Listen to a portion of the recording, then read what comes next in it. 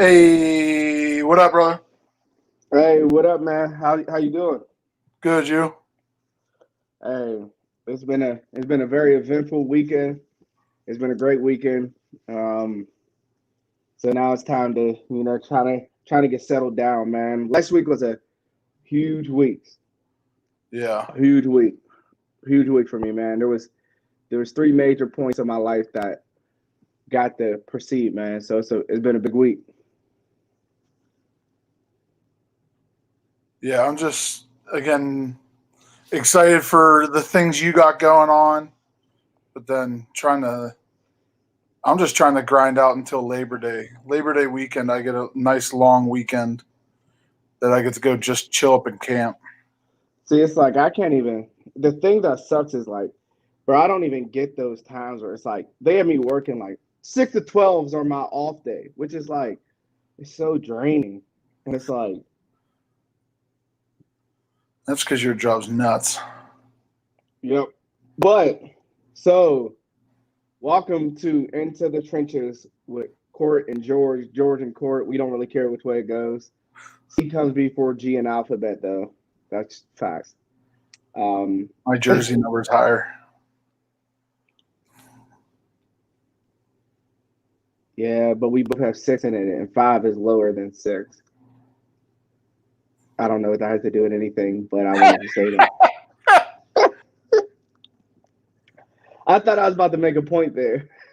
Well, you lost it. I got the sleepy giggles, man. Yeah, I hear you. That's the worst way to But be. hey, tonight's show is going to be nice and sweet, short and sweet. Me and Court are going to go off of last week and talk about the NFC and kind of go over our predictions of how the divisions are going to break it up and kind of what our points are. Is that a AFC went pinwheel real shirt? well. Absolutely. Yeah. So we'll kick it off in the NFC East.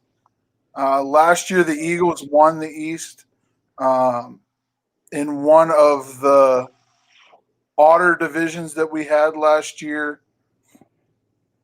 You At went by one, odd, you mean trash, horrible, yes, disgusting, atrocious. yeah. Okay. At one point, we were looking at a potential of a team with a 500 and or losing record to be represented in the playoffs, which I would have been real disappointed in, mainly because you would have had you would have potentially had two teams that had winning records, either in the wild card or missing the playoffs because of how poor that division was. Um, I don't know if anybody really made any crazy off-season moves other than the Washington football team is now the Washington football team instead of the Deadskins. That was, I mean, obviously one of the bigger, I guess, highlights out of that division this year. Yeah, I don't know, man. So I'm really excited because Rivera is my man, like one of my favorite coaches. And I feel like Washington needed discipline. Nobody respected John and Jay. Jay. And I feel like he's a good offensive man, but you always run your course, right? And if guys don't want to play with you, guys don't want to be around you, it starts to suck.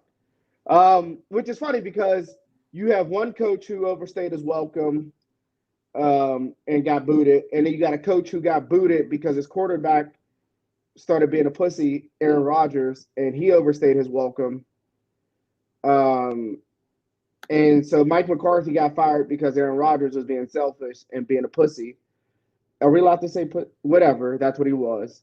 And then you got this visit is funny because Doug Peterson is the only one where he has logic, right? Because you got the ball boy from fucking Nick Saban and the Patriots, and Joe Judge. Like how the fuck, George, literally, bro, he was the special teams coach, and he basically he held balls literally of Bill Belichick and Nick Saban and got the job because of his name. He has no credibility. He was the special, like, come on, bro. Are you serious? We were joking about it the one day, and I thought I was being like a dick and being overcritical. But hold, please. I will show this real quick. The only thing he has to any of his credit is he's from PA. Unfortunately, he's from Philly, but he is from PA. But Joe Judge, I don't know how he. So obviously, I know how he got there. Obviously, coaching tree helped him a lot. But this is his coaching resume. Mississippi State was never good. Linebackers coach, special teams coach, special teams coach, special teams coach. No, special teams assistant. Special teams assistant. Well, yeah, but still, he's still that's a big difference. Special teams. Yeah. So I don't know the guy from Adam, so I'll give him the smallest grain of leeway. But like, and then I'm hearing this motherfucker got his coaches running. Man, coaches, players, everybody. Bruh, hey, bruh, listen. It's just like oh my god. Like, I don't know. The funny part though with the whole, and like Anthony, yes, mentors matter, but outside of do you really think Bill Belichick was mentoring a fucking special teams coordinator? No, but I mean they still shared they still shared meetings. Do you really think let me ask you that again. Do you really think they mentored this special team? He was technically a wide receivers coach, so how is he the special teams and a wide receivers coach? Listen, you're half-assing one of them. you can half-ass special teams coach. But listen, I really just don't care. Like, because it bothers me. Because, like, you can't tell me there's not a single other black guy who deserves more respect than him. The only thing with that, though... And I'm not going to make it a race thing. Yeah, it's just fucked. But it's like... But it just always like it comes, and this is what it's not a race thing, but it's like, bro, how the fuck does the special teams and wide receivers coach get a chance? But yet there's how many black running back coaches, wide receiver coaches, D-back coaches, and you telling me ain't none of them motherfuckers more qualified than this bitch? Like, come on, just because you like again, Benemi, what's his name? Andy Reid's OC. Yeah. Benemi. I don't know how to pronounce it. Yeah. Anthony Benin, whatever the fuck his name is. But like, bro, he just won a Super Bowl. Like, if you want credibility, he just won a Super Bowl. Like Brian Flores was with the Patriots for from 2004 to 2020. He was there for years. He done worked his Eric Benemi. Yeah, there we go. He done worked his ass off from the bottom to work his ass up to be a defensive. He split defensive coordinator reps for years with Mayo. Like, that's how you get credibility. Not, oh, you were sucking the dick of Nick Saban and Bill Belichick, so go ahead because we like you. And that's why shit's a joke. That's why so this whole division, the Eagles should whoop everybody's ass because Carson Wentz, he got a chip on his shoulder. And I hope everybody be ready because their entire receiving core, I hope they're healthy because they're going to blow through the entire fucking division. Carson Wentz. Miles Sanders got snubbed off of the top 100. Yeah, top 100. So he's going to have Brandon Brooks. Lane Johnson got snubbed. Brandon Brooks got hurt last year. The Eagles is about to fucking run that division. Well, Brandon Brooks is out this year. He had a torn shit. ACL. That sucks. Yeah, they still have a bunch. Jason Kelsey's still on that offensive line. Cowboys. I'm so fucking tired of the Cowboys. Listen, until they do anything, they're not relevant. Every year the Cowboys are supposed to fucking win. Every single year. I feel like they're the Browns of the South. They're worse than the Browns. Because the Cowboys literally went fucking 7-9, 8-8, and they're like, "Oh, we're going to the Super Bowl." Like, no, you're not. No, you're not. Some way, somehow, Jerry Jones is going to fuck it up because you know what's going to happen. They're going to bring in Earl Thomas, and Earl Thomas is going to blow that fucking locker room. Mike McCarthy is going to get all the credit for why the Cowboys are good if they start off good, and Jerry Jones is going to hate it, and he's going to bring himself in, and he's going to fuck it up somehow. The one thing you can always prepare on is that the Cowboys will fuck it up in some way, and that the Cleveland Browns will not always be the Cleveland Browns because it's a new year. I have faith in it. If you didn't watch the show from last week, Into the Trenches last week, I said it here, the Cleveland Browns will win the division. I'm not sticking by that. It's probably going to change halfway into the season. But it's good. It's good entertainment.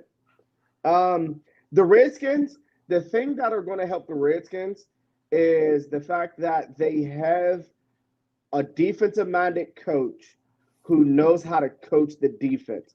And they have enough on offense to where you kind of got to look and stop.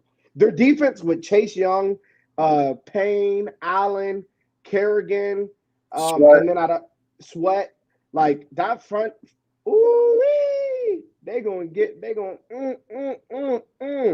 And they are, so the Skins front seven. Do they still have Josh Norman?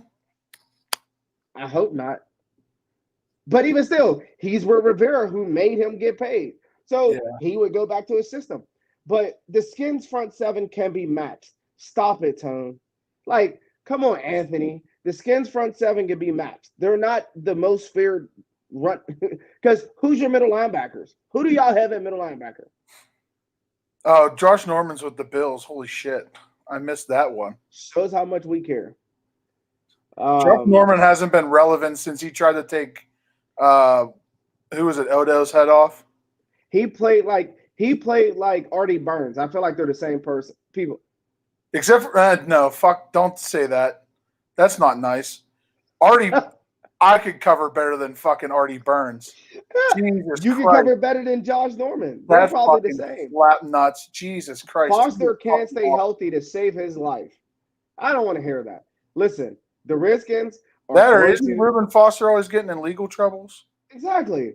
Like the Redskins are not where they need to be. Who's your safeties? Who's your corners? The Redskins are not there yet. With them having Ron Rivera, but the other hard part is Ron Rivera just got diagnosed with cancer, so you hope he's going to be around the entire time. But he does have Jack Del Rio, which I'll give him credit for. He's a guy he's a good coordinator. He's a trash head coach. No, he's not. He went 14-2. Derek Carr broke his leg, and then he got canned the next year because John Gruden came back. That is not fair. How do you go? Listen, how do you go from 14-2? Derek Carr didn't get injured. It was Donald Penn. Remember, Donald Penn snapped his leg at the end of the year, and then they lost. The Bills are going to win the division this year, and don't disrespect Norman like that. It's my first time listening for real, and you saying BS. Just kidding, brother. Listen, hold on. Josh Norman, listen. Here's what Josh Norman can do. He can play cover 3. If you go man-to-man and have him travel, he is worse than – never mind, I ain't going to say that. Well, just like Tone said, he's like Richard Sherman. He doesn't follow First of all, hold on. No, don't disrespect Richard Sherman like that. Richard Sherman got fucking smoked in the Super Bowl.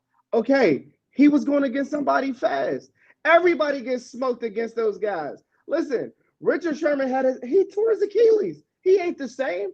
But Richard Sherman stop disrespecting my guy Sherman. Sherman's one of the most – see, playing football isn't just about how great you are athletically. It's about how smart you are.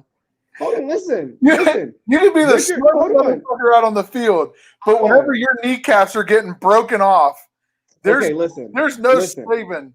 Okay, you having hold on a second. Crazy degree from Stanford. Hold on a second. I don't watch Julio Jones turn Patrick Peterson into barbecue chicken for lunch, breakfast, and Peterson's also the top dog either. Is it? He used to be. Hold on. Okay, you want to talk about somebody? Stephon Gilmore got barbecue chicken cooked by last year by Parker from Miami. Both of them at games, he got cooked up like grandma's Thanksgiving dinner. So don't tell me corners don't get beat. You watched Stephon Gilmore last year; he was getting his ass whipped. But you can call. I don't It's call him the number also one. systems. I mean, Right. Sean's right. Sherm succeeds in coverage, in having layered coverage. Which I get. He thrives in the zone scheme. But don't sit there and say Sherm has followed guys. He followed Edelman in the Super Bowl. Oh, Yes, he did. Yes, he did. Edelman. years. The game they lost with Marshawn Lynch. No, Sherm Again, never followed shit. Yes, he did. Bullshit. Just stop. Sherm followed Des Bryant. Sherm started traveling in 2012. After the LOB started breaking up, I'll say No, that. he didn't. He started before that. Because if you remember Crabtree, when him and Crabtree went at it, he started traveling. Sherm was like, listen, if it's Michael Crabtree, I'm traveling. If it's Edelman, I'm traveling. If it's Julio, I'm traveling. But if it's anybody else, motherfucker, you get shit. It's not like he had somebody weak. The year they got rid of Brandon Browner and they put Maxwell over there, who had it open like the floodgates, like your boy Josh Norman over there. Edelman does run deep routes, but Edelman's not fast, so he can keep up with him. That's the point. Like, I'm so again, excited that you're getting all heated, and we're about to go into one of my favorite divisions for you to talk about. The best division. Let's get it. I already know where you're going, man. Let's go. So before we get too off topic, we're just going to continue to stoke the fire with you.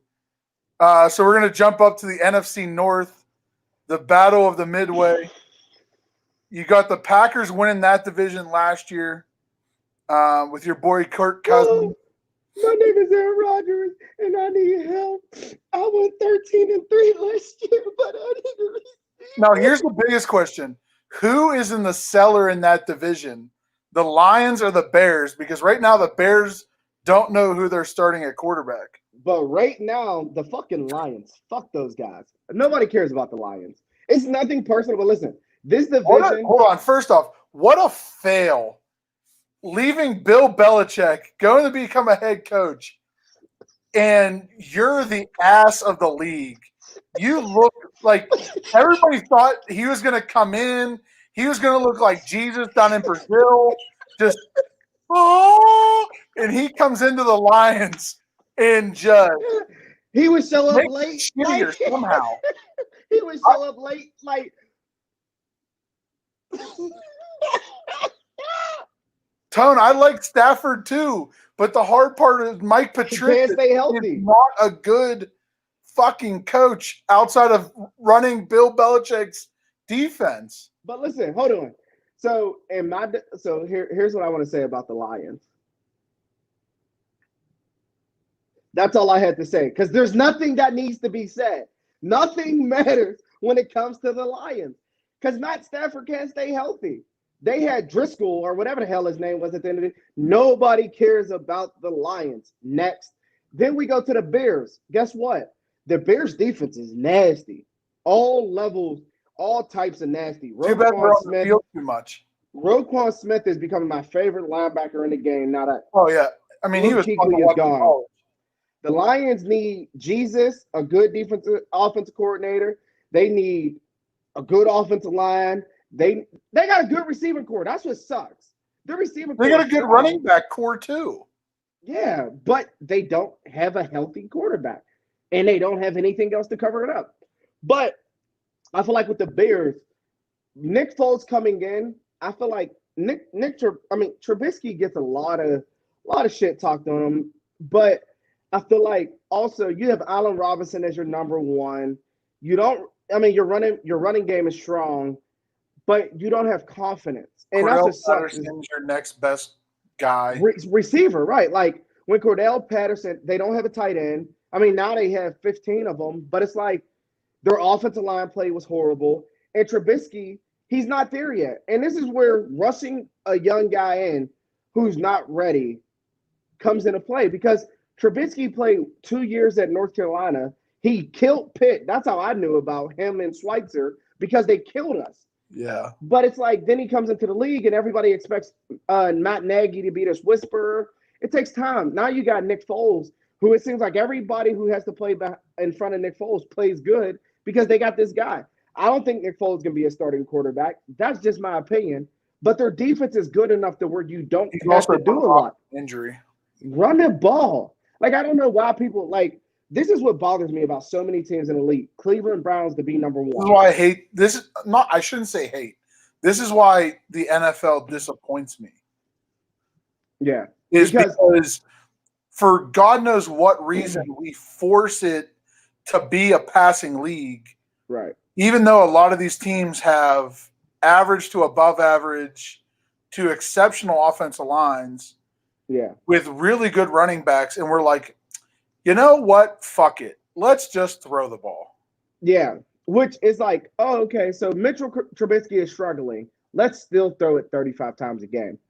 But we have two good running backs who can run the ball, but we don't want to use them. We want to put the ball in Trubisky's hands because that's smart. Like, and here's where the whole excuse about, oh, well, they load the box or, oh, they can't, like, you can't do anything with the running game. Watch the Tennessee Titans last year. Watch the San Francisco 49ers last year. Watch the Minnesota Vikings last year. Watch the Cleveland Browns last year running the football. Any of those guys show that you can run the ball at will whenever you want to. For whatever reason, those four teams failed.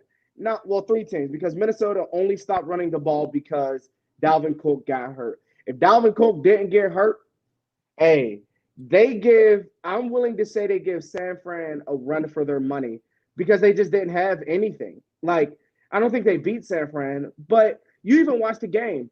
It kind of got away from them because they couldn't start out by running the ball and slowing it down, and all had dominant tight ends. No, they didn't. The Browns had fucking nobody at tight end. The Titans has a strong tight end. Kyle Rudolph, strong. And then the best tight end in football, in my opinion. But that's just me. Whatever. Nobody cares about. But let's talk about Aaron Rodgers. Because, and I want to say this, I respect the hell out of him for his stances on social justice, by the way. That makes me like the guy. But where I can't stand that motherfucker is because he has all the talent in the world. That's all people say. He is so good. He is so great. But yet, time and time again, he doesn't show up. For whatever Devontae Parker got hurt. He was throwing with young guys who didn't know what they was doing. But he had a running game. He had a good defense. It's like at some point, you got to look yourself in the mirror and be like, oh shit, I've been here the longest and ain't shit changed. My offensive line is healthy every year and ain't shit changed. It's probably his you. Offensive line outside of Bakhtiari is fucking trash year in and year out. Not true. Who's the Fuck. They're fucking putrid usually. Outside of Bakhtiari at the left side, his front side is usually poo-poo. No, who's Balaga. Balaga's there. You're gonna say Balaga's poo-poo? Bologna? But I'm pretty sure Balaga covers Bakhtiari. Bakhtiari's the left tackle. Yeah. Balaga's the right tackle. Yeah, and he usually gets fucking torched. See, again. That's because everybody runs away from Bakhtiari. You see how quick you are to make excuses about him? That fast. I'm just saying, but you're saying his offensive line's good. His offensive line is not good. I don't know. How many sacks did they give him last year? I don't know. I can look it up for you. But, I mean, granted, it was Khalil Mack is the one that comes to my mind the fastest. But, like, you're not comparing him to a human. Like, it's Khalil Mack. What do you expect? There was another game last year that it was really fucking bad. Oh, the 49ers, both times. Well, they whooped that at Nick Bosa. Nick Bosa said, hey, come here, girl. And he said, come here, girl. You want to watch me hit They gave up 41 sacks last year. What did that rank? I didn't know. Put it this way. They gave up 41 sacks, and they only got 36 sacks, even with the dominant front line that they had last year. That sounds like a lot. It does. 41 sounds like a fuck ton.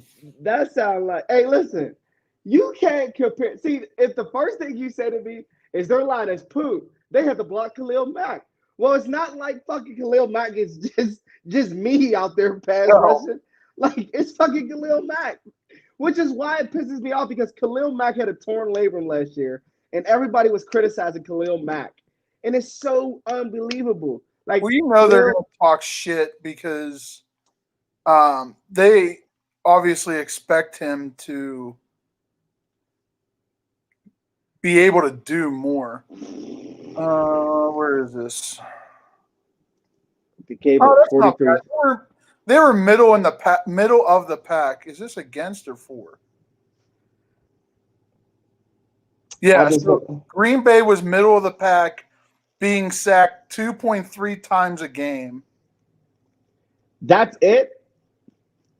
I mean, the worst was Miami with 3.6. Them motherfuckers is getting the Rams and Cowboys were tied for 1.4 sacks a game against them. But even still, like, okay, so they're middle of the pack. Their offensive line isn't horrible. Their offensive line isn't great. Well, no, never mind. I was going backwards with that. Like, I feel like New England and New Orleans were the next best. Where's Pittsburgh? Oh, Pittsburgh wasn't too bad. Shit. They only gave up 2 sacks a game. And that's how you know stats lie. Because that fucking offensive line was Well, that's because you look at how much they ran the ball last year. They didn't even I don't even think the team combined for 1,000 yards rushing last year. Because whenever I looked it up last night, or not last night, like a while ago, Connor and Snell barely broke 5. I don't even think they broke 500. And then it was like sprinkling from fucking everybody else. Because I actually looked up the stat because people were saying Snell is a shitty running back, and I'm like, yeah. I'm like, yo, listen. How are you gonna say somebody's shitty after 1 year of sharing a backfield with 16 running backs? And then here's what they say. They're like, he's a north to south runner. He can't go east to west. He can't run. Somebody was like, he can't run counter. I'm like, bro, what the fuck are y'all? I'm like, counter's supposed to be north and south anyway. Right. And I'm like, bro, and I'm like, hold on. I was like, counter is supposed to be north to south. And they're like, well, he doesn't have the speed. I was like, Benny Snell was our best running back last year. I'm willing to say that. If we would have gave him the ball sooner. Again, like I said, stats are hard in that sense, but Snell, for the amount of touches, I think he had better stats. Yes. If we would have fed him the ball more and got him going sooner, like I told you, I think he's going to be our starting running back. As much as I like Connor, and I hope Connor has a lot of success, so that maybe he gets a hometown discount contract. Benny Snell is going to be our future. Yeah.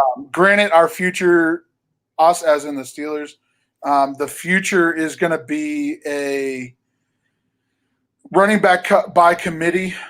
But I'll take a running back by committee as long as we have 1,000-yard rushers. But it's going to be hard for me to believe that it's going to happen just because Steelers' offensive line's aging, and I'm not going to lie, I'm not a huge fan of the Steelers' O-line coach. Even though he was under Munchak and has been around the organization for a minute, he's another one that I think that needs to be let go.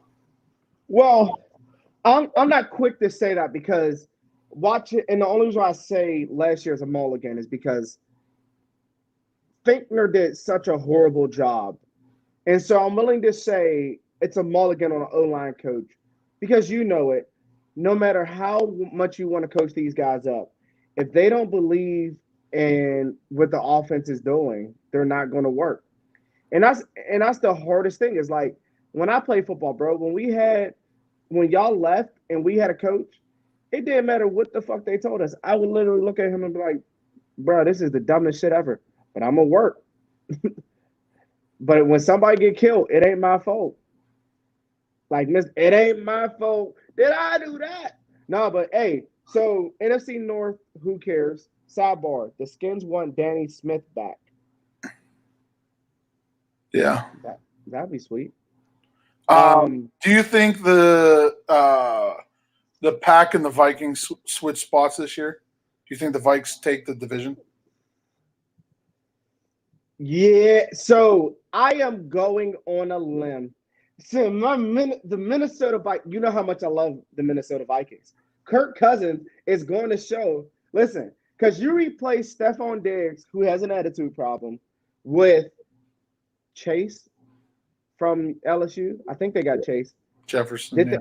Or did they get yeah, that guy. Well, they got Chase. No, they got Jefferson. Are they the same people? Chase Jefferson. Is it Chase Jefferson? I don't know. Whatever. We know who you're talking about. Whatever guy. Yeah, man, I really need to start studying this shit. But I just feel like the key to them is going to be Cook. He has to stay healthy. But I feel like they have enough. And Mike Zimmer, I don't think he's going to want to be there anymore. Because that's like at some point, you got to look at it and be like, well, I know the shit works, but guys can't stay healthy. Or I know the shit works, and like for some reason we can't win. And like Mike Zimmer, I used to hate him when he was in Cincinnati. Because you're playing against the baddest man alive in the same division.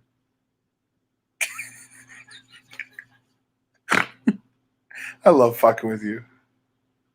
Okay. He hasn't been the baddest man alive since 2017 and previous. No. When he got knocked out by Barr last or 2 ago. He has not been the baddest man alive since the Super Bowl year. So 12? Since 12. Because for me, if you're the baddest man alive, you don't have 2 playoff wins. So Big Ben is in the same category as him then? Yes, absolutely. Okay. Which you criticize him because at the end of the day, you have all this talent and you don't get it done. Which is why when I used to say Big Ben was top 5 all time, we would always get into it and you're like, Big Ben underperformed. And I'm like, okay. Well, the only difference is the talent that Big Ben had around him versus the talent Aaron Rodgers had around him. You had the number 1 wide receiver, top 3 running back with other pieces around you. But what was your defense ranked? Aaron Rodgers never had a good defense. That is so false. The only reason why Aaron Rodgers has a Super Bowl right now is because of who? Yeah, that's the same thing with Big Ben. Big Ben's Not true. Who won Super Bowl 43 for us?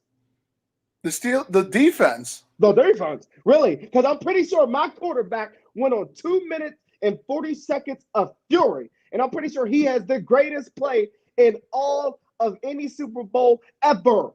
Ever. The greatest throw in any Super Bowl ever. Put respect on my man's name. You're special. So, speaking of really good quarterbacks, the NFC South is going to be another one that's going to be very interesting this year. It's going to be a lot of this, bro. They better watch out. Yeah. That division is going to be interesting because now you have 2 new play callers and 2 established play callers. Do you think Matt Ryan ever gets shipped out of ATL? I hope so. Speaking of underperforming, they shouldn't even call him. I understand his nickname comes from like Pee Wee, but that man needs to stop being called Matty Ice and just that name is valid because you think about it. Come time for him to show up, he's ice cold. He got the name right. The name is perfect. Matty Ice is a Matty Ice fucking like bitch. I don't know. Damn, I messed that up. That was a bad punch. I had something. I had something there. So this division is another one of those quagmires that I'm going to be very interested to watch. Just for the solid fact that now you have the Tampa Bay Patriots going to be doing their thing. Teddy, you're going to see if Teddy Ballgame is really a starting quarterback, because presumably outside of injury, he's going to be starting the entire season. What? You don't think Teddy Ballgame's going to start over Will Grier? Or are you looking at comments? Anthony said Atlanta's going to win the division. Tampa Bay has to keep up with them. Are we forgetting about the New Orleans Saints? Are they not there? Do they not exist? Do Listen, they just say, fuck it, and we're not playing football anymore? Listen, as excited as I am for ATL because one of my boys trains like 95% of their team, I don't have faith. They might have good wide receivers, but Matt Ryan always had good wide receivers. Hold on. Emmanuel Sanders and Michael Thomas? Yeah. What? And they have Jared Cook. Boy, you better bring your ass here. I like talking sports with you. But like, yeah, Mike Evans and Goodwin are the best duo, but don't act like Mike Thomas and don't disrespect him like that. You can't throw to one receiver with the whole game. Mike Thomas had 169 catches. What you mean? You can.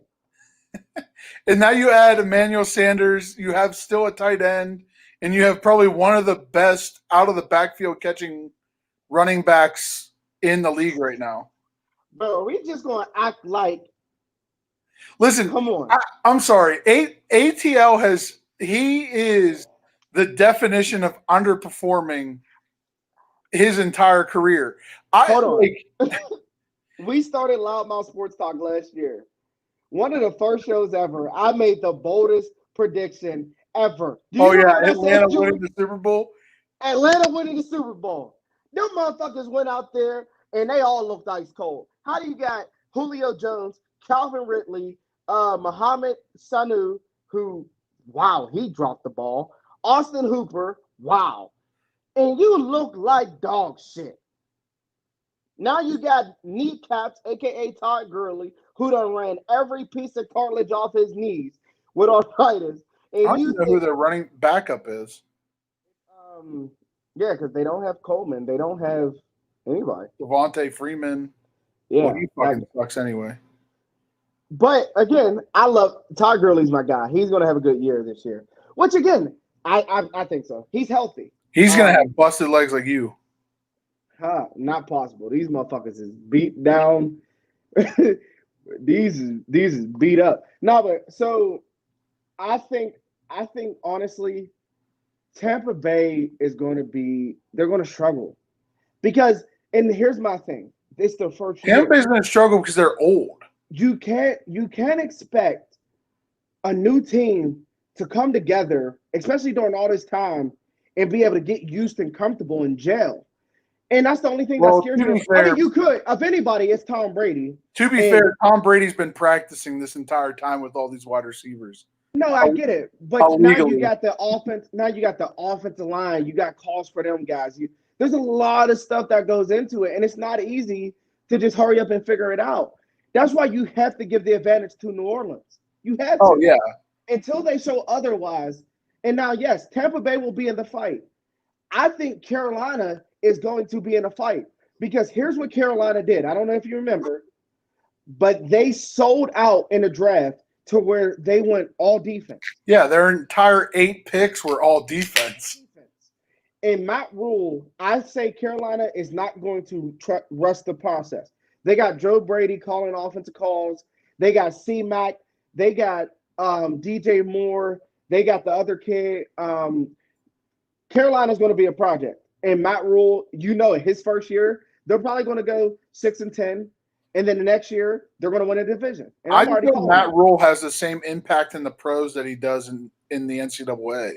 I root for him. I really like that guy. And he Oh, brought wow. Joe Brady on, who Joe Brady put up the greatest numbers in any college history to ever happen with that LSU team. Yeah. So I think it's really comfortable about those guys. But it's hard for me. With Atlanta, it's just the unknown. You don't know how Matt Ryan's going to pick up. You don't know what he's going to do. You don't know that the defense is going to be good.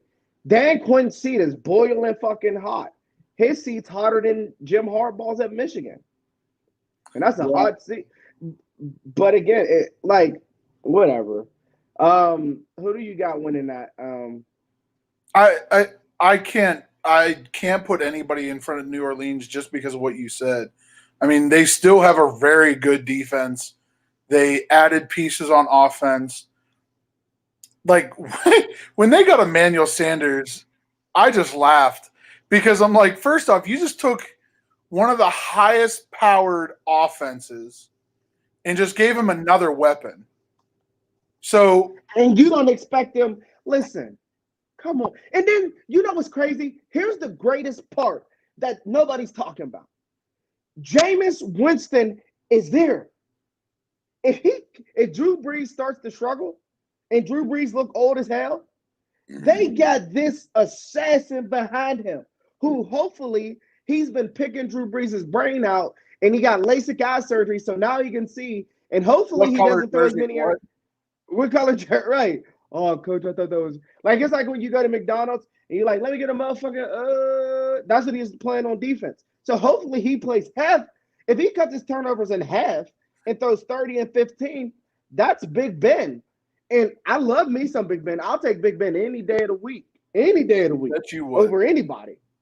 So they have Jameis Winston, who is going to be smarter. He's going to be better because he has a better offensive coach who is going to teach him how to play football for the first time in his first 5 years. And so for you to think anybody else outside of them are the power horses, you're crazy. So do y'all think age will play a huge part in the only in this for division? Tampa? I think so. Off the top of my head, Tampa is probably the obviously worst in that scenario of age. Mainly because of Brady and Gronk. Mike Evans isn't a young guy. But Gronk had like 2 years off. LaShawn McCoy isn't a young guy. Dude, whenever they signed LaShawn McCoy, and I forget who it was all cheering for that. I'm like, timeout. LaShawn McCoy is old as shit. But and he still got that. Hold on. A prime back in a minute. Hold up a second, because when he was at Buffalo 2 years ago, he was the man. So stop disrespecting my guy. That was 2 years ago. That's a lot of age. You're hating on Aaron Rodgers' glory years because of how many years ago?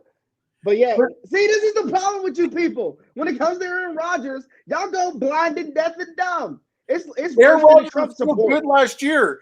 LaShawn McCoy was using a bench. First of all, Aaron Rodgers was fucking absolutely disgusting last year. The thing that saved him was the defense, and the thing that saved him was the running game. Stop talking. Literally, their defense, they didn't put up, they averaged like 18 points a game. Their defense carried them until their defense couldn't carry them anymore. Their offense and when it came time, sacks and their defense took. But just because the defense isn't getting a lot of sacks don't mean they're playing good.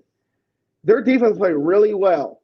Mike Pettin, I think that's his name, got them playing really smart, which is why I had so much confidence. And I was like, man, who knows? Like, that division, man. All these divisions. Age, I only think will affect one person. Breeze, I mean, outside of arm strength, doesn't seem like he's really like slowing down. But his arm strength is starting to get limited. I mean, to the point that they brought Tyson Hill in a couple times last year to throw deep bombs. But now they got Jameis. Yeah, well, he'll throw picks. Come on, man. Come on, man. Listen, anytime they mention that man's name, all I think about is the Rose Bowl against my Ducks, where he just fell the fuck apart. And that Oregon defense that was not very good just fucking waxed that offense. Then like you ever think about that? Like what you just said. Oh, they weren't that good, but yet they played the best fucking game all year. It's probably because they prepared. Like this is what I'm saying. Like Well, then it's not, Jameis underprepared because that motherfucker sucked. who will have the wide receiver yards? That's what I want to see. Who will have the most wide receiver? New Orleans. Yeah. Because they're not going to. They're not a run first team, so of course they're going to throw the ball. But so will Tampa Bay. I just don't see top. Well, again, I don't know. That offensive line in Tampa still scares me, though. Yeah. Whereas New Orleans' offensive line is still completely fine. Yeah. And has been good. That's the only team I can think of. Well, are we talking? We're talking about that division. Browns wait, are we talking about overall? Or are we talking? I thought we were only talking about. Because if we're going overall, the Arizona Cardinals. Because God damn, you got my man Larry Legend with D Hop and my man Christian Kirk. Hey, boy, it's going to be like this. They're going to be like this. They going to tear their asses up. Hey, I hope you keep that same energy. So keep it pushing so we don't stick on one thing too far. But the NFC West. So obviously 49ers won that division. With it basically coming down to last week with the Seattle Seahawks. Rams were still above 500, but obviously underperformed from their Super Bowl year. And then obviously Arizona with the new head coach, new quarterback, everything. They had 5 wins, but they were in a bunch of games. So how do you feel about that division this year? So this is the best division in football it's probably been for the last couple years. If we're being honest, rate the AFC North and the NFC West has been the best football, the two best divisions, just because you have the best football coming out. The thing about every team in this division is that unlike the NFC South, every team has shown last year what they could be. The NFC South has yet to do that. Meaning, you look at Arizona last year, that air raid system, boy, towards the end of it, they started clicking and they didn't have DeAndre Hopkins. Imagine what they're going to do with that guy. Woo! Well, I mean, God, like you said, having Kirk and Larry last year, they did enough, but now you have 3 guys. I don't even know who the hell their tight end is. Larry Legend and they have Fells. Or they have the guy from what's his name? He played in Miami. Miami. Oh, what is it? I don't care about these names. That Arizona O-line going to keep those receivers under performance? Not really. Because the thing about an air raid system, man, is like you can get the ball out fast. And you go no huddle and slow them D-lines down. Don't no defensive lineman want to play Arizona. That's truth. George, you know that. You get a D-line tired where you go no huddle. You can't get your calls in. You can't get your signals in. And you can't prepare for it. Man, you don't want to deal with that shit all day as a defense. That will slow the pass rush down. And then they control the game. That's the good thing about tempo. People, and this is where I was hard on Cliff Kingsbury because I'm like, how the fuck does this dude get into the league? Right? Like, he's another one. He didn't win shit at Texas A&M. No, Texas Tech. He had Pat Mahomes, but that was it. And then now all of a sudden, like, this dude's in the league. But to his credit, they looked good. Like, I was really impressed with Arizona against Pittsburgh. I felt like the thing that slowed them down was their defense, but they improved on defense and they looked a lot better on defense. And they have guys like Chandler Jones and Buda Baker anchoring their defense. So I'm impressed. Then you go to San Francisco. The thing that nobody's talking about, Jerick McKinnon was hurt all last year with a torn ACL. I'm pretty sure that's the injury. He's back. So yeah, they lost dude to Miami, I can't pronounce his name. Barrett. I don't know. Barrett. Barrett. God damn it. You know who I'm talking about. It was a first year in a first year system. You have a first year head coach, first year quarterback. But hold on. And you still went 5-11. Look at his numbers. Just look at the Arizona's offense. Clearly that air rates showed success. Yes, absolutely. I mean, their offensive line's good, and they just got another top tier offensive lineman. I feel bad that my man Marcus Gilbert's going to miss it, but they still have a decent offensive line. Obviously, they're not a Dallas or anything close to that. Didn't they get Isaiah Simmons? Yeah, on defense, yeah. But and then so we go to San Fran. McKinnon's back. So real quick, Kyler Murray had a 64% completion percentage for 3,700 yards. Actually, a little over that. He had 20 touchdowns, 12 INTs, and took 48 sacks, which the sacks aren't great. But then didn't they get Kenyon Drake halfway through the season? Yep. They got him right at the deadline. Yeah, he only played 8 games with them, so halfway through. And that's when they got back. Had over 600 yards. Yep. They obviously lose the production of David Johnson, but he hasn't been the same since he got his contract. And then adding the best route receiver in football. Yeah, who got traded for both Larry Legend and Christian Kirk that had both 800 and 700 yards receiving. And who's their tight end?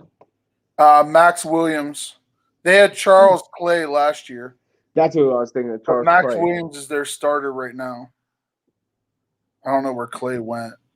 Let me see if I click on his name. It says no. He's still there. What the hell? That didn't even bring up the right guy. But again, you can't judge a first-year team to be able to do that. But to say they weren't successful because of the record is stupid. Yeah, Trent Williams from San Fran is pretty scary. That really bolsters that offensive line. I just think that obviously D-Hop puts them into a different category altogether. And bro, it's just like, think about this. You have a rookie starting quarterback with an air raid system that was causing fear to everybody. Nobody wanted to deal with Arizona towards the end of the year because they started getting comfortable and they started to learn everything. And so for me, right, and so to move on to San Francisco, Trent Williams could be good if he's healthy. Jordan Reed could be good if he's healthy. Deebo Samuel is injured right now, but they said he should be able to go. Yeah, his is a foot, I think. Fuck if I know. There's so many injuries this year. I know. It's like everybody's going down.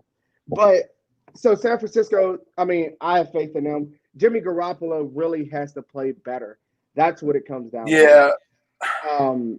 He's a liability.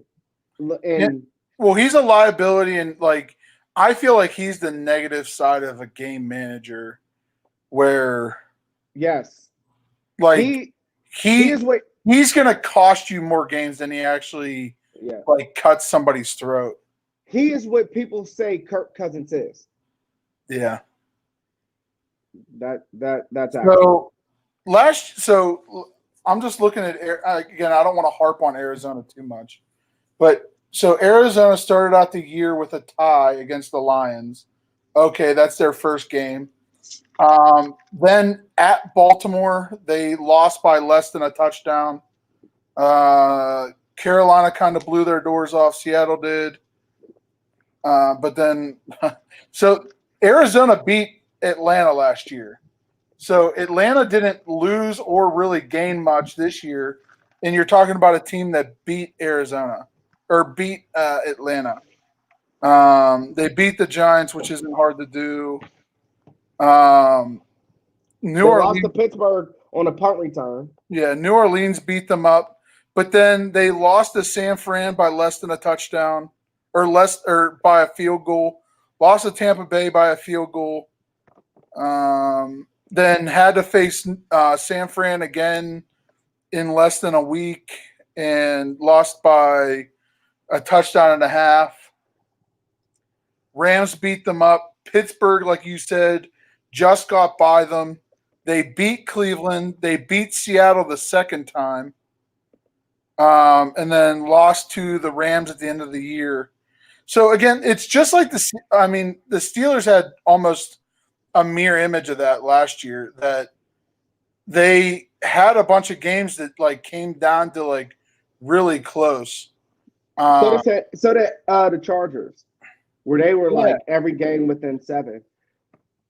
That, and I mean, the Chargers were also dealing with Todd Gurley and having him on a pitch count. I mean, No, that's the Rams, but whatever. what did you say? The Chargers. Oh, that's close enough. It's about the same. One just can't fill a stadium. The other one just. You see me doing my Kawhi Leonard? Oh, that's right. Robbie did play the ESPN Kawhi Leonard laugh.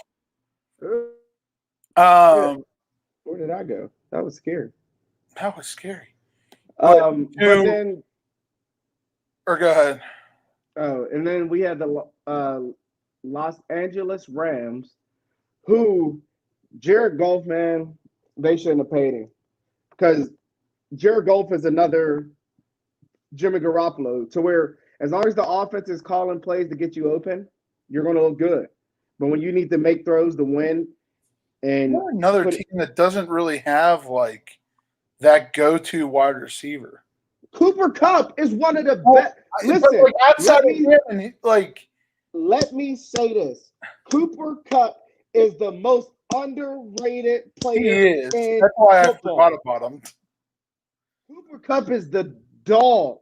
If he didn't get hurt, if he didn't tear his ACL, the score would have been 10-13. They would still lost to the Super Bowl. But like, they probably won. The sad part, though, for the God damn it, I also hate that they're the same goddamn colors in the same goddamn city. But that defense for the Rams, outside of basically Aaron Donald, underperforms. Well, they have Jalen Ramsey too. Yeah, fuck him. He's a shutdown corner, but he's another one. He bitches and complains, except for now. He was dealing with racist ass Tom Coughlin, and Tom Coughlin that made every black person on the fucking Jaguars retire. And you're gonna say he bitches and complains because he wanted out of Jacksonville? Give me a break. I feel like everybody in Jacksonville just doesn't want to be in Jacksonville. How would you feel if you had the best defense for 3 years in a row, and the most you got to show for it is hanging up 45 on the Pittsburgh Steelers when they didn't have Ryan Shazier because he done paralyzed themselves? That's their own damn fault. Come on. Like, you can't. Jalen Ramsey, it's funny how we portray these guys as to be an asshole because he talked about how the fucking head coach don't know what he's doing and the leadership sucks. Jalen Ramsey has every right to say that. He's the best corner in the game. I'll take him over Stephon Gilmore. Stephon Gilmore, when he was in Buffalo, looked like Artie Burns with Pittsburgh. Not that bad, but he was probably like he was comparing everybody to that pedestrian motherfucker. I could hold on.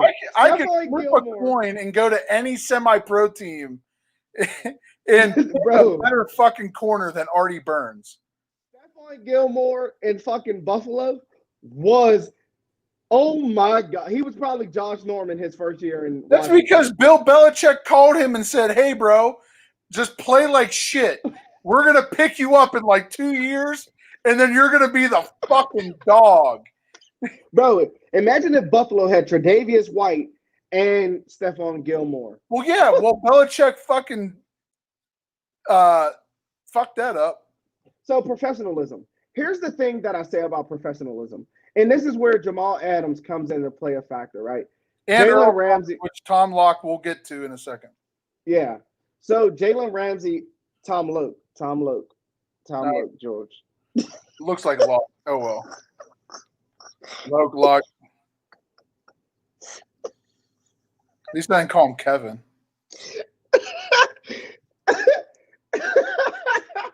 No, but That's like seeing read and red. Like, fuck off. It's the same fucking word. It's just said different. Or live and live. You know, I just figured out that's what the fuck it was. Oh my God, bro. Oh. This is why I tagged you in that fucking grunt fucking t-shirt. God damn it. Bro, I was sitting there like, are we live or did we live? I don't know which one. And you know, it's funny. Somehow we never mistake the two. I know, right? Oh shit. Ooh. I feel like people look at professionalism different ways Yeah. all the time. Like I feel like we help. So like Jalen Ramsey, right?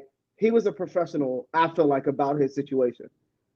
Because Tom Coughlin came, and again, like in Ngakoue, you coming at the owner in the way you did, that's not professional.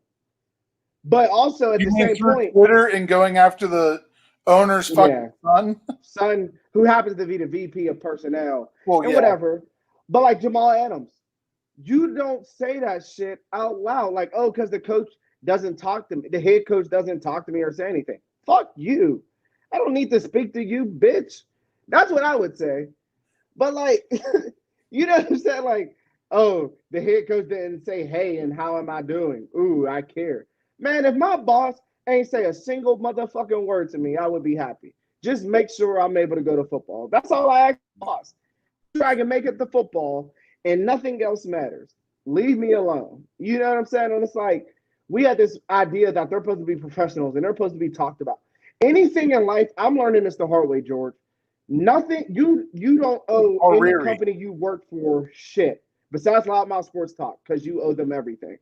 But no other company owes you shit. You know what I'm saying? Because like they will get rid of you in a heartbeat. The moment you are not essential to them, you're gone. So why do we have to sit there and feel like, oh, I need to honor those guys? Like Earl Thomas.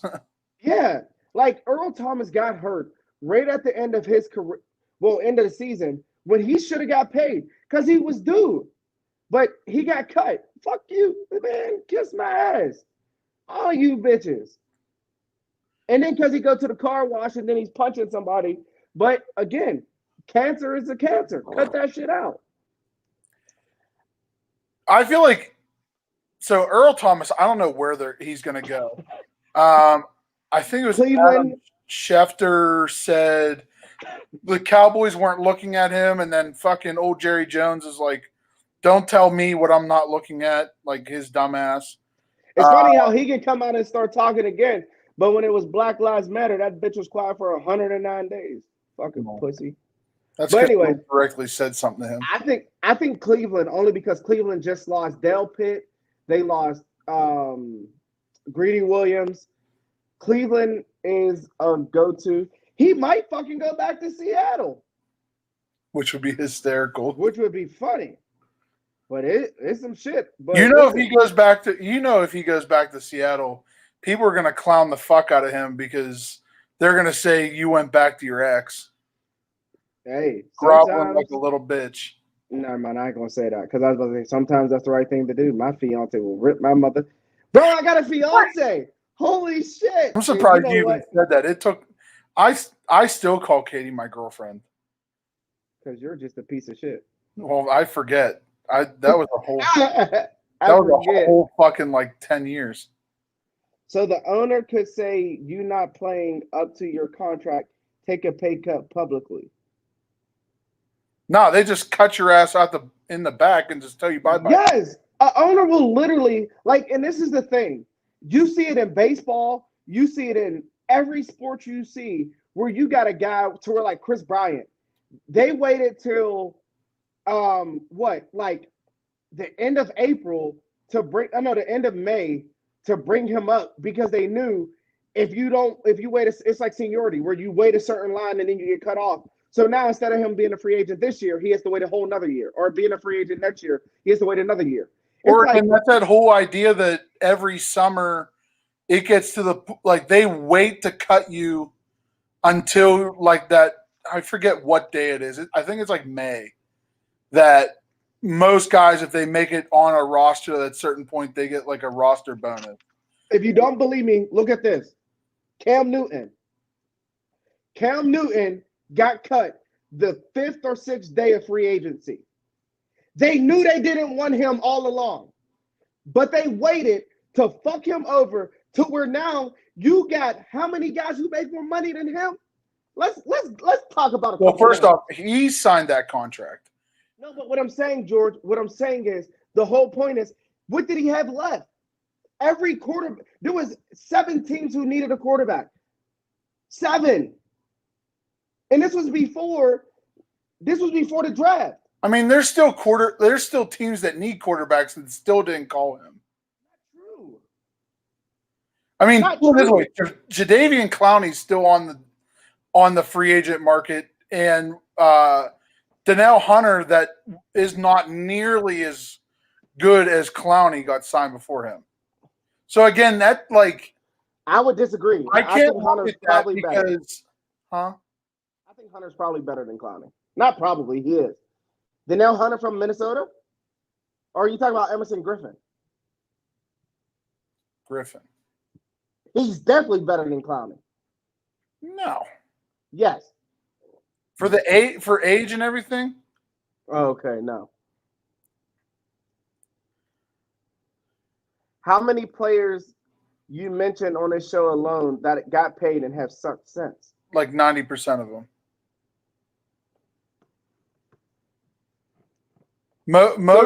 Unfortunately, most guys, after they get paid, they decline. They don't keep the same pace or get better. Agreed. Absolutely. I think who was the last quarterbacks alone? Who was the last quarterback to win after they got paid? I'd have to do some serious searching for that. Maybe Tom Brady, but he takes pay cuts, so that doesn't really count because he also takes like modest contracts. Yeah, that's what. Yeah, so like my man, Tom Brady would take $5 million a year, but a huge signing bonus. Peyton Manning probably because maybe. If he got paid in Denver, I don't know what he got paid when he went to Denver, but if you consider that a big contract. He got paid pretty, Russ maybe. Russell definitely. Russ was due and Russ was young. Yeah. Like, I'm trying to think. So, I've always referred to quarterback contracts being overblown as the Tony Romo effect. You look at most of the highest paid quarterbacks right now, the majority haven't won a playoff game since. Yes. Absolutely. So to that point, I agree. Well, if we look at it, the highest paid quarterbacks right now, so Pat Mahomes. Well, Patty Mac now. Yeah, but Jared Goff, Carson Wentz, Kirk Cousins, Big Ben. I don't even think Ben's I guess he is since he's the fucking cover photo. But I just feel like I hate when these goddamn articles have 76. Just give me a list, motherfucker. There you go. Highest paid quarterbacks right now, average salary, not their full contract, their average per year contract. Patty Mahomes is number 1. Russ is 2. Ben's 3, surprisingly. He needs to take a fucking pay cut. Aaron Rodgers, Jared Goff, Kirk Cousins, Carson Wentz, Dak, Matt Ryan, and Ryan Tannehill. Jesus fuck.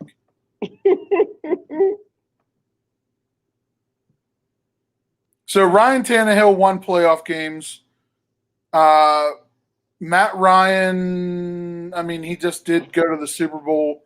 Was that on his new contract? Or was that after? I think it was after he got paid that year. Okay. I want to say he got paid that year. I'll touch something. Dak's won what? One playoff game? He's won 2. 2 since he's gotten paid. Carson Wentz been hold on, let's be real. He hasn't gotten paid. Tag isn't getting on paid. that contract though. Because I guarantee you, if he was Tony Romo, he would have got paid by now. Yeah, but he's still the 8th highest paid quarterback and still hasn't really won anything. Who? Dak. But you also have Jason Garrett as your head coach. You should. I mean, I don't care. And you have Jerry Jones as the owner. Yeah, but you also have one of the best running backs and offensive lines in the league.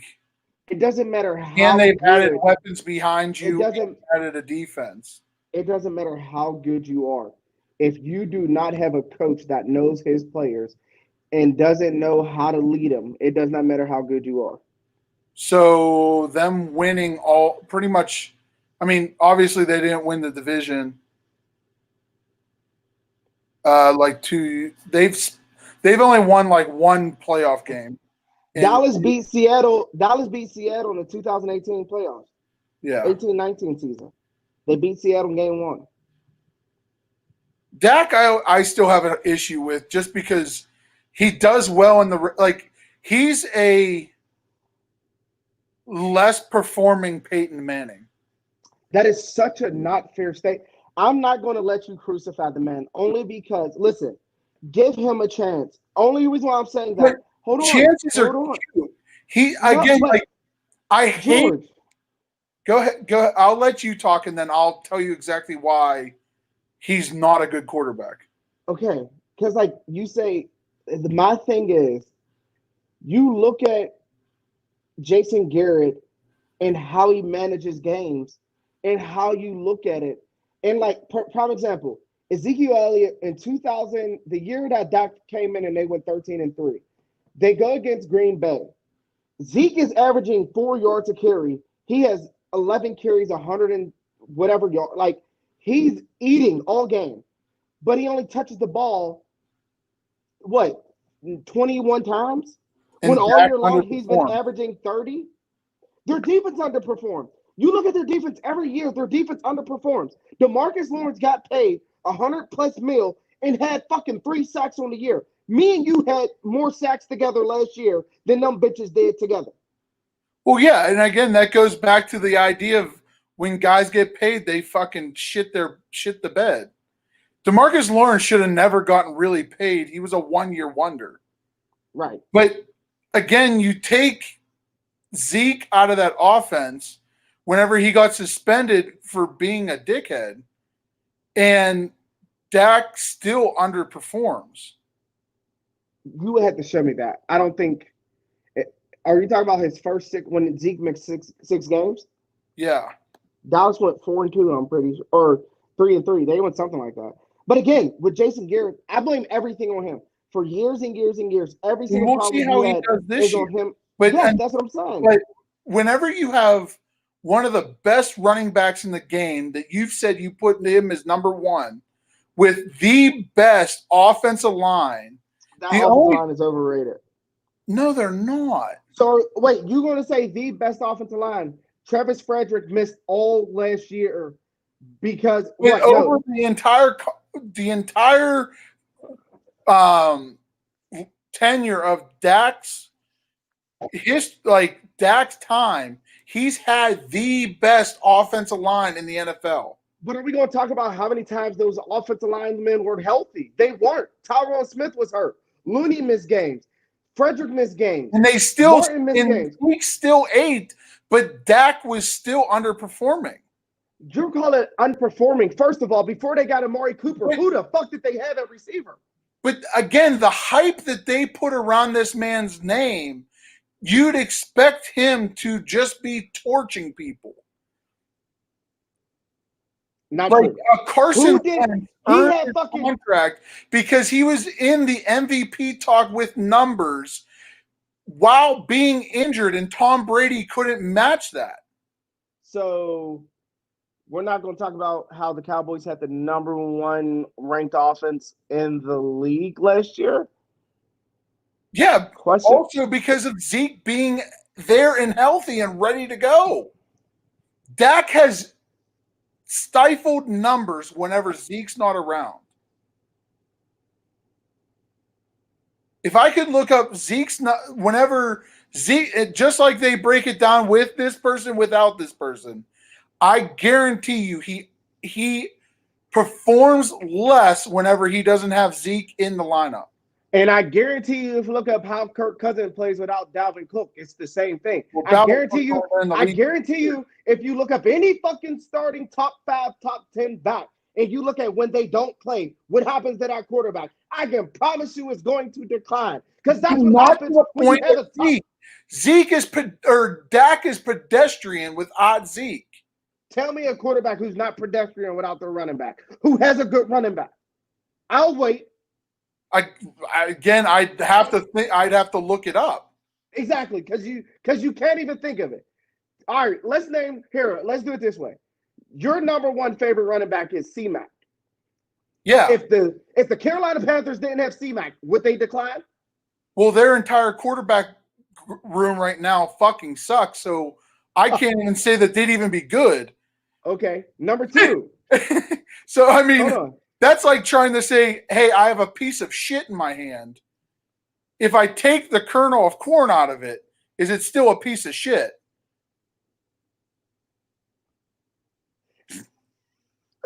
All right, number 2. Hold on. So number 2, Zeke. We said that, right? We're talking about him. Number 3, fucking Saquon. Who's what? Well, exactly. So I don't even know what Danny Jones. I wouldn't even consider a good quarterback anyway. Well, that's what I'm saying. Right. So okay. You're asking me to compare. No, I'm not.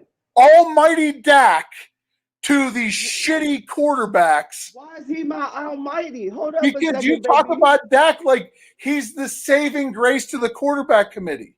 No, I'm not. All I'm saying is put some respect on his name. But again, that's my issue though. Is so it's the Hall of Fame conversation all over again. Hold on. It's the NFL. It's the Hall of Fame conversation. Is he changing anything that any other quarterback does in the NFL? No, but neither is Pat Mahomes. No, Pat Mahomes makes things happen. No, he doesn't. Hold on. Pat Mahomes is Aaron Rodgers. Yeah, and Aaron Rodgers is still a good quarterback. Hold on. Prime example, Aaron Jones. Jones. Put this down right now. Dak will never make it to the Hall of Fame. That can be true. Will probably never be in the Ring of Honor for the Cowboys. That can be true also. But again, because Aaron Rodgers will both be in the ring and the Hall of Fame. But you're comparing apples to that's not the. Hold on. I'm looking at a quarterback. Just listen. Hold on. Aaron Jones. If he is not playing for the Green Bay Packers, does Aaron Rodgers fall off? Yes or no? Yes. That is the answer. No doubt about it. Because between whenever he had Eddie Lacy in there, or right whenever he finally got Aaron Jones, he was still producing at the same. How many playoff games did he win? None. I looked that up. None. He maybe won 1. Well, that's the point. See, here's my thing. The biggest problem I have is that we sit there and we say, "Oh, Dak didn't have anybody before." Who did Dak have as a receiver before, from Dez Bryant to Amari Cooper? Nobody. He had Cole Beasley, Beasley. He had old ass Jason Witten, who literally walks on his wide route. He don't even run that bitch no more. He is literally walking to his sit down curl route. Like, again, it's easy to say Dak is underperforming. Dak may not be a Hall of Famer. Dak may Aaron not be. Rodgers has 4,000 yards every year. I don't want to hear about that. I'm Since talking about how many 2014. playoff wins. How many playoff wins? One.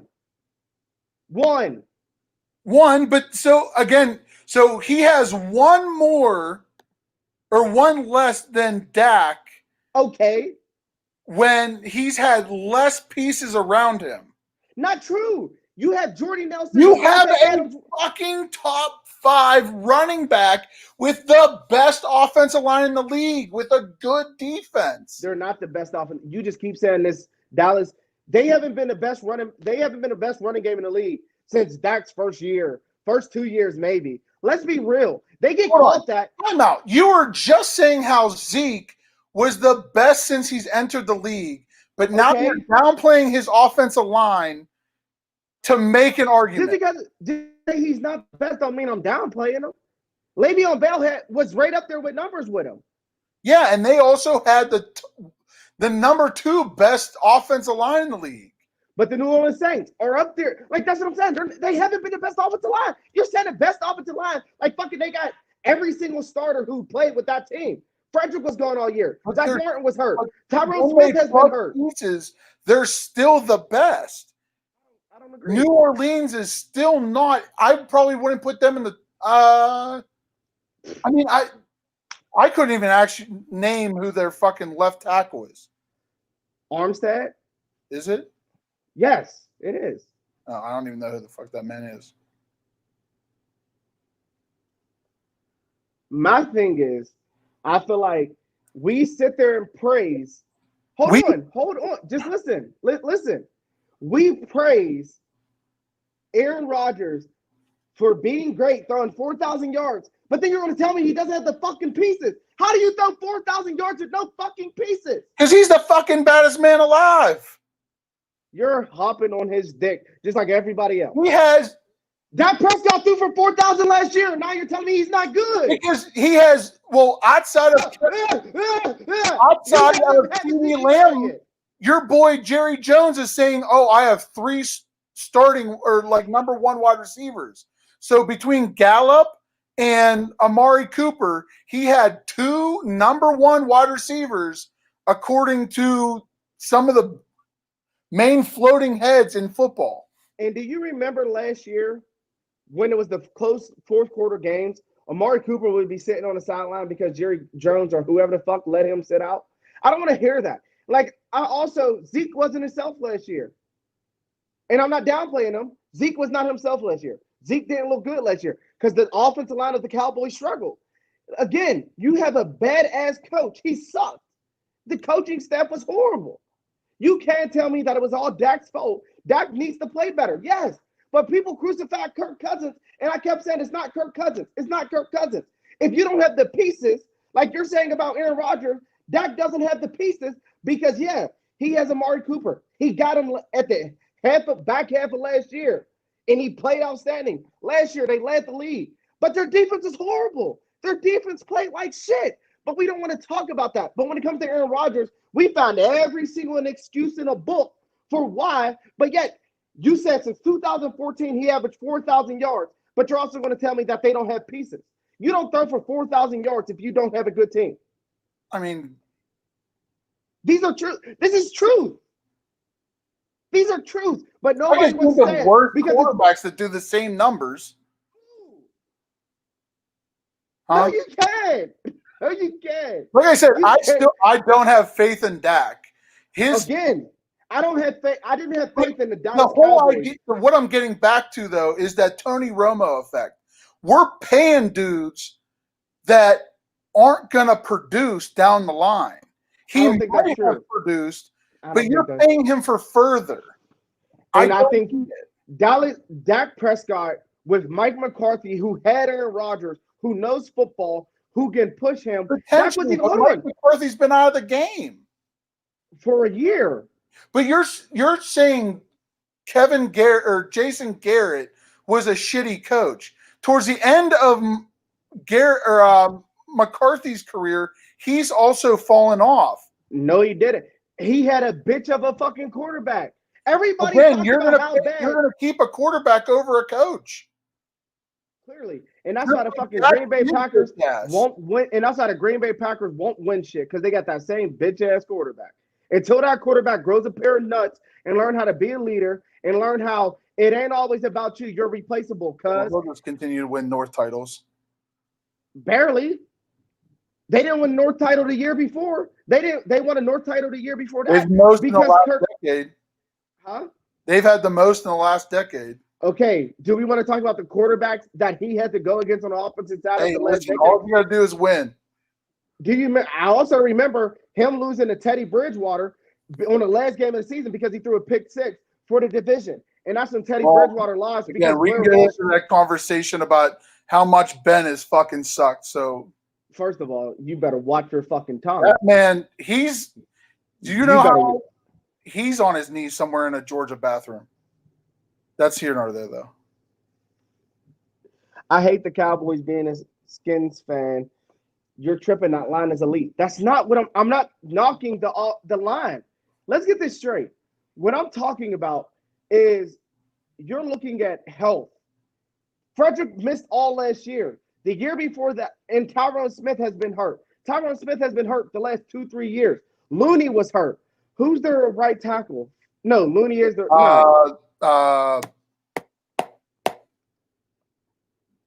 It's not Leroy. It's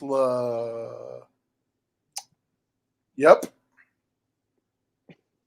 But what I'm saying is, like, Zach Martin was hurt. Like, you can't consider the Dallas Cowboys. They've been saying they're the best offensive line in the league for the last 3-4 years, but they haven't been because they're able to plug and play. No, but they got the height. Listen, if you look at the Dallas Cowboys last year, I told you this.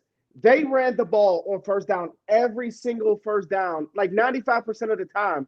Everybody knew they was running, so they would sell out. If they had ran one play action per game on first down to start the game, whenever, they would probably be in a better situation.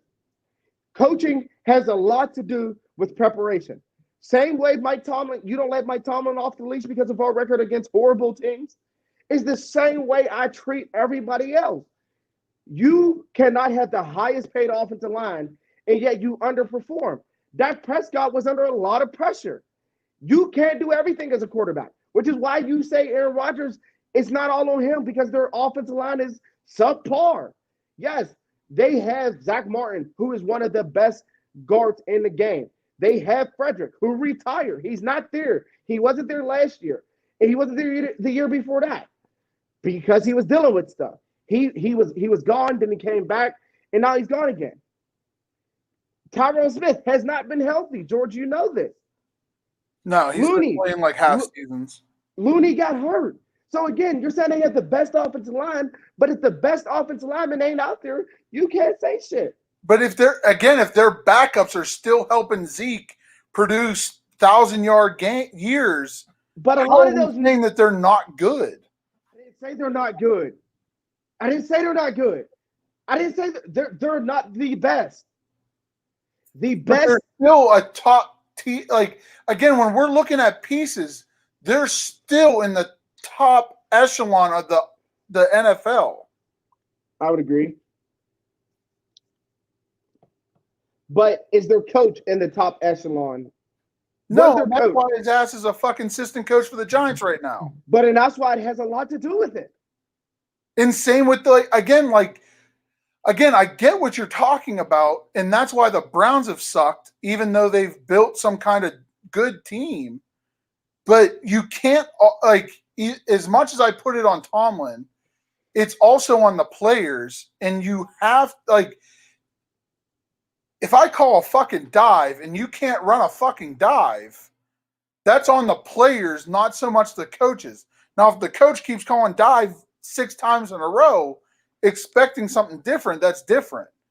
But that's in the same sense of whenever like I'm looking at Dak as a separate entity. When he doesn't have his fallback, he falls apart. See, He can't but hold it again, down. who doesn't? Tell me a quarterback who, when they don't Your have their boy Kirk piece, Cousins, that's why they called him a hoe and called him out by 2 different wide receivers. And then he finally stepped his shit up. no, that's not. Dalvin Cook came back. He wasn't injured whenever they called him out. Dalvin Cook was in the game whenever he was playing like shit. But I'm pretty sure Adam Thielen missed the first how many games of the year? No, Thielen was in there. That's why Thielen was and hurt. Diggs called him out. Thielen was hurt the whole first 9 games of the year last season. So he's called him out on the bench? He had a hamstring. He had a quad injury. He was gone for most of the beginning of the season. And then he came back. He did call him out. They didn't like the way he was playing. They said he needed to play better. And he stepped it the fuck up. When people say Aaron Rodgers don't play good, he tunnels in a fucking shell and does nothing. You can't tell me there is a single people who are like, damn, all right. So prime example, like Tom Brady is one of those guys who it doesn't matter who you got around him. But even last year, it did matter.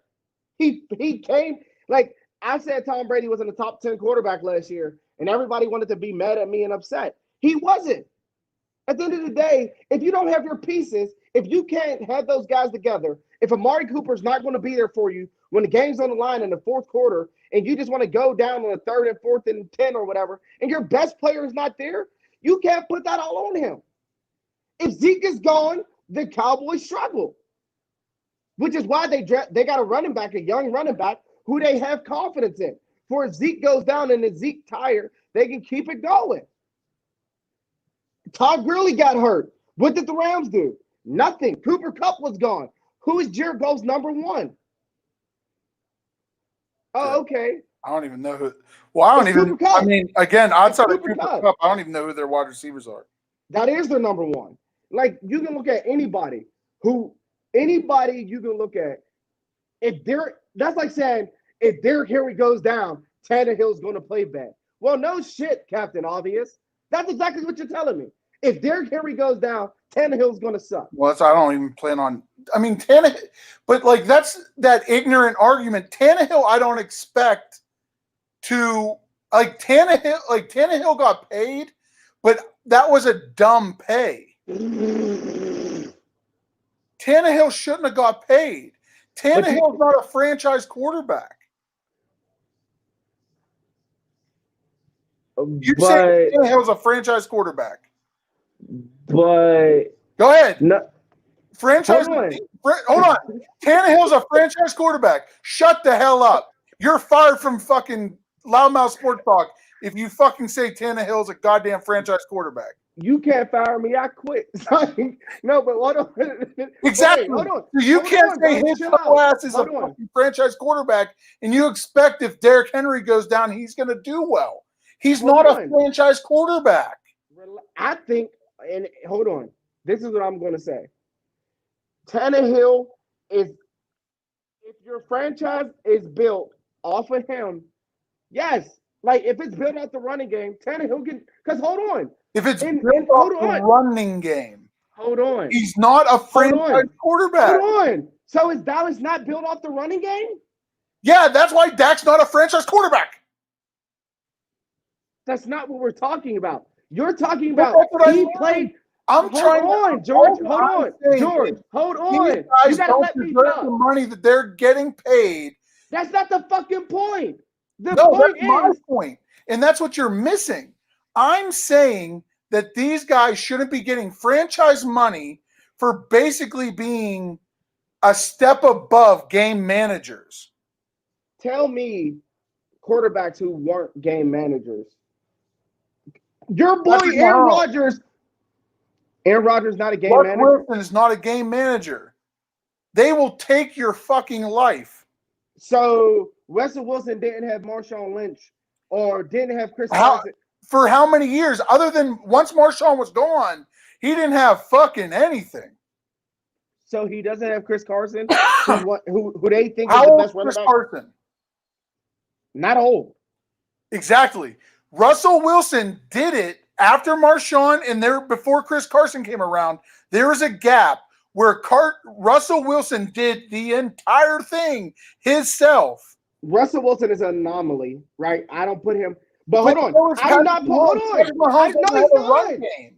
Hold on a second. The Kansas City Chiefs were good before Patrick Mahomes got there. No, they weren't.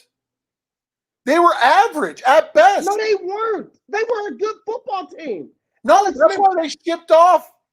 They were not good.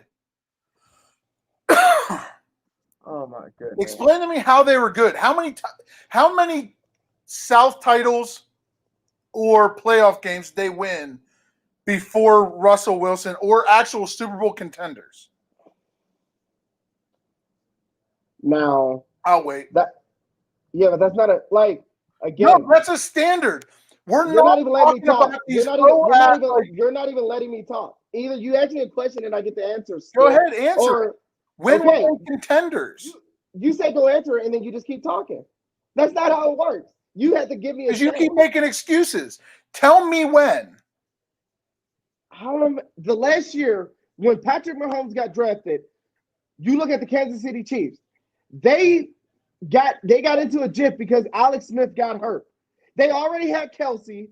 They already had Hill. They already had Watkins. You look at it. That was Oh, we lost him. Oh, there he is. Can you hear me? Hi. My fiance called me. Ooh. Yeah, she's probably gonna call me. No, I hope she knows I'm in the show. But that means it's my cue to go. You feel me? Hey, that means it's about to be time. No, but I get what you're saying. I'm not taking away Russell Wilson. Or Patrick Mahomes. I'm not saying that. They're not on the level. What I'm saying is you take away Travis Kelce from Pat Mahomes. You take away George Kittle from Garoppolo. You take away any major piece. Again, what I'm saying is you're looking at franchises if you're not going to start your franchise with those guys, which may be true. But with that system, what they came in to do and what they have surrounded with them, they can be franchise players.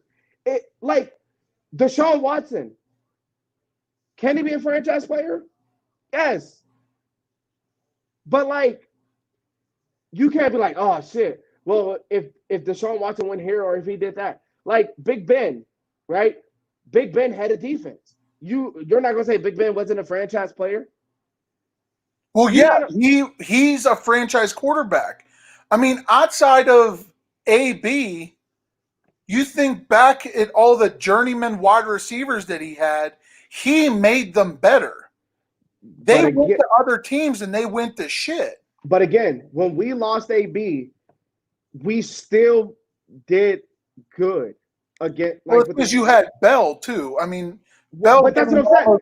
But then when we for 2,000 yards. But then when we lost Bell and AB, we had DeAngelo Williams. So it was like Ben always got bailed out. But I'm saying you can't sit there and be like, we're going to crucify Dak because without Ezekiel Elliott he plays bad. Well, no shit. Again, he's the number one back in football with different calibers. I'm looking which I agree. I agree with. No, and you talk about it being an anomaly, but Russell Wilson had fourth string wide receivers up until he got Tyler Lockett, which I don't think Tyler Lockett's still a top wide receiver. Doug Baldwin, you don't think he was a top 10 receiver? If he goes to any other team, he's a number 3. He's not a number 1 or a number 2. Doug Baldwin was not a top tier number 1 guy. You're high if you put Doug Baldwin that high. He was not a number 1 or a number 2. He was a number 3 at best for most teams.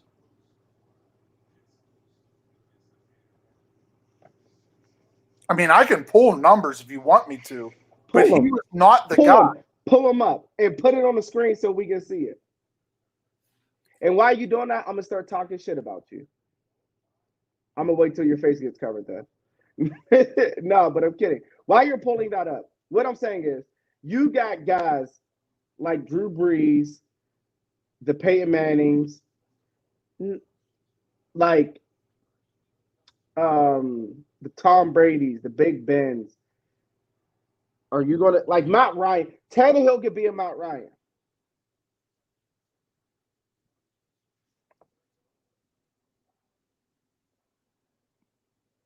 He had 3 years where he had almost 1,000 yards, but he also had 100+ targets. And those are years that they went to Super Bowl runs. I can't see catches. Targets. Oh, is that catches? 100, 100, 100. Right. So 3 years in a row. Right. Or no, Like those are just targets. These are the catches. So he didn't have 1 year where he had 100. Like I said, you put him on any other squad outside of having Russell Wilson as his quarterback. but bro, you could say that about so many people. You put Amari Cooper on any other team, is he a 1? Yeah, he was No. with the Raiders. No, he wasn't. He was trash. He did nothing. He was dropped irrelevant the as ball a hell. lot. That was his biggest knock, and is still his biggest knock. Is he drops the ball constantly. I don't know. But you can't and like after the year that they won before they won the Super Bowl, they didn't have real offensive linemen. They had literally converted defensive linemen into playing the offensive line. Right. And that's when Russell Wilson was leading the team in rushing yards. Right. But that's neither here nor there. So you don't get yelled at by your future wife. You got anything else you want to talk about? Hey man, these shows I absolutely love doing. This is why fucking quick, and it ended up being an hour and 40 minutes. I swear to goodness, bro. Like, listen, you guys, all of our fans. George, my legs have been killing me. We've been busy. We are only gonna come on here for an hour. But if not, we wanted to do the NFC North in and out. But as always, we love talking sports. That's energy. My guy. We catch that energy and we got to feed off of it. And shout out to my boy Anthony Evans. He was in the show. Daniel Villalpando. I don't know if I said that right. Brent Smith, Sean Moment, J.R. Burgess, Raymond Creighton. Shout out to all of our fans, man. We love all y'all guys. I think Tom Loke or Locke, if fucking you got old boy over here talking. But we appreciate all of you guys, man. It's without you guys, it's not possible for us to be successful. So shout out to you guys. Hey, if you haven't yet, go to bombshellbowling.com/loudmouth sports talk. Get all your loudmouth apparel. Hoodies are on sale for pre-order, $40. I gotta get my order then. Me too, to be honest. Like I haven't even for this next paycheck, and this next paycheck wasn't what I wanted. Don't you hate that? You're like, wait till payday. And you're like, man, did I call off a day or something? You're like, that shit, bro. Like, I was working so many overtimes that, like, I got a normal paycheck. It was like, bro, what the fuck? I was like, yo, they shorted me $400. But hey, and then remember to tune into our loudmouth lineup, the loudest lineup in sports. Tomorrow we are going to have our roundtable. Which, hey, George, I'm not going to be a part of that because I won't get done with football till 10 o'clock. But and then we have Thursday ahead of the curve, which is our baseball game show with Robbie. Mucking and grinding. Hey, get your mucking and grinding in. We don't got too many weeks of hockey left. Then Saturday, Loudmouth Off the Top Rope. They're going to go over SummerSlam reactions. NXT TakeOver. Was Pat McAfee good? I don't know if they're still boycotting NXT, but whatever those guys like to do. Dame Calls game is Monday, so make sure you guys tune in. And as always, run the damn ball. Absolutely. All right, brother. We'll talk to you later. Hey, bro. Have a good one. Yep.